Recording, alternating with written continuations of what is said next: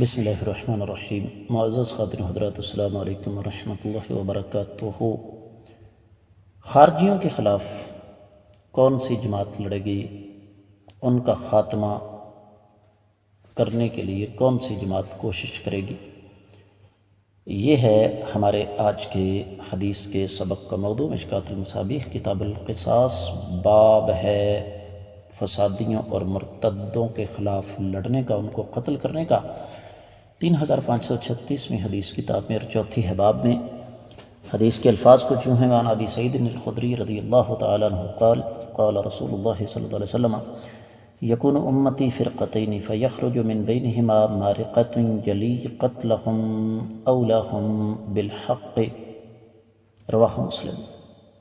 معزز خاتون حضرات، حدیث مبارکہ صحیح مسلم میں ہے، تفصیلی حوالہ صحیح مسلم کتاب الزکوٰۃ، اور باب ہے 47واں خارجی اور ان کی صفات کا تذکرہ۔ اور یہ حدیث صحیح مسلم میں ایک مقام پر نہیں ہے بلکہ 2458، 59، 60 اور 61 چار مقامات پر ہے۔ سنن ابی داؤد میں 4667ویں حدیث ہے۔ حدیث صحیح مسلم میں آ گئی، سند پر کوئی تبصرہ نہیں، صحیح حدیث ہے۔ سیدنا ابو سعید خدری رضی اللہ تعالیٰ عنہ سے روایت ہے کہ نبی علیہ السلام نے ارشاد فرمایا، میری امت دو جماعتوں میں تقسیم ہو جائے گی، ان دونوں میں سے ایک جماعت نکلے گی، ان کو وہ لوگ قتل کریں گے جو حق سے زیادہ قریب ہوں گے۔ اہل علم نے یہ فرمایا ہے کہ اللہ کے نبی صلی اللہ علیہ وسلم کے فرمان کے مطابق امت دو گروہوں میں تقسیم ہوگی۔ مان لی، آقا علیہ السلام کا فرمان ہے، اس سے کس کو انکار ہو سکتا ہے؟ اب ان دونوں جماعتوں سے مراد کون ہے؟ اہل علم یہ فرماتے ہیں کہ سیدنا عثمان غنی رضی اللہ تعالیٰ عنہ کی شہادت کے بعد امت دو گروہوں میں بٹ گئی۔ ایک گروہ سیدنا علی رضی اللہ تعالیٰ عنہ کے ساتھ تھا، دوسرا سیدنا امیر معاویہ رضی اللہ تعالیٰ عنہ کے ساتھ تھا۔ دونوں اپنے اپنے موقف کو درست کہتے تھے، ایک کے سامنے ایک پہلو تھا، دوسرے کے سامنے دوسرا۔ دونوں صاحب فکر و نظر، دونوں اہل حل و عقد، دونوں کی نیتیں مخلص، لیکن سیدنا علی رضی اللہ تعالیٰ عنہ کا موقف حق کے زیادہ قریب تھا،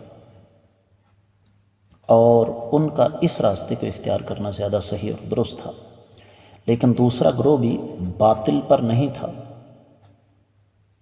اس لیے کہ نبی علیہ السلام نے ایسے گروہ کی تردید یا تغلیط نہیں کی، یہ نہیں فرمایا کہ وہ لوگ غلط ہوں گے۔ تو یہی وجہ ہے کہ ہمیں روایات میں مل جاتا ہے کہ سیدنا علی رضی اللہ تعالی عنہ نے خود فرمایا، نبینا واحد و دعوتنا فی الاسلام واحدہ، ہمارے نبی بھی ایک ہیں، ہماری دعوت بھی ایک ہے، اور مسئلہ صرف اتنا ہے کہ یہ ہمارا اجتہادی معاملہ ہے جس وجہ سے ہمارا آپس میں اختلاف ہے۔ تو جس گروہ کا تذکرہ ہے، تیسرا گروہ، یہ خارجیوں کا تھا۔ دونوں گروہوں کے درمیان سے یہ رونما ہوا، نہروان سے ان کا ظہور ہوا، اور پھر سیدنا علی رضی اللہ تعالیٰ عنہ ان کے خلاف جنگ کی اور انہیں شکست فاش دی۔ اس بنا پر اہل علم سیدنا علی رضی اللہ تعالیٰ عنہ کو حق کے زیادہ قریب سمجھتے ہیں۔ میں امید کرتا ہوں کہ آپ کو یہ حدیث اچھی طرح سمجھ آ گئی ہوگی۔